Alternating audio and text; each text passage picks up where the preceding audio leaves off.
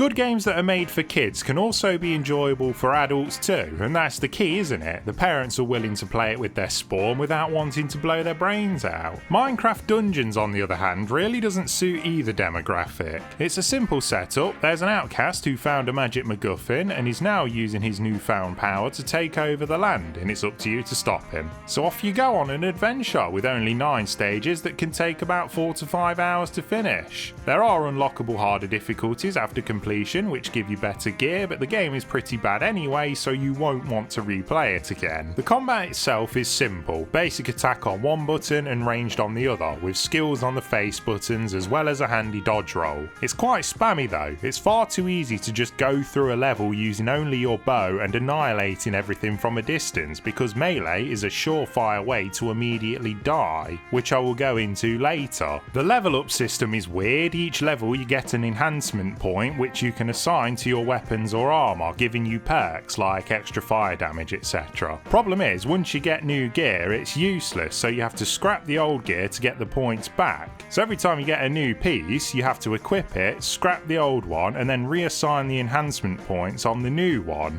I can see that being confusing for kids, and it's just annoying for adults, and the game doesn't pause when you're sorting all this out, so get ready to get wanged one when you're in the middle of busy work. Another annoying thing is new equipment, which drops very rarely mind, has different perks, so if you want to do a specific build, it's pretty much impossible unless you're very lucky. You can't buy specific gear either at your camp, you just pay a fee to get a random piece. An easy way to solve this is to be able to upgrade the gear you want. Artifacts are also annoying. These give you skills to assign to your face buttons. Again though, these are random and some are far more useful than others. You'll get artifacts that go against your playstyle, so you just end up with these ineffective hybrid builds. The game's difficulty is all over the place and it's due to awful balancing. A lot of the time it's pretty easy. You wreck through trash mobs, but then you will come to a room full of ranged enemies who all fire on you at once and that's it, dead. It's okay if you're more focused on ranged skills, but anyone who wants to go melee, you're going to have a bad time. Even with good armour, I found that health drops far too fast in certain areas. It should be said I played solo, and maybe the game's more balanced for co-op, but there's no public matchmaking, so you need to have friends to play with.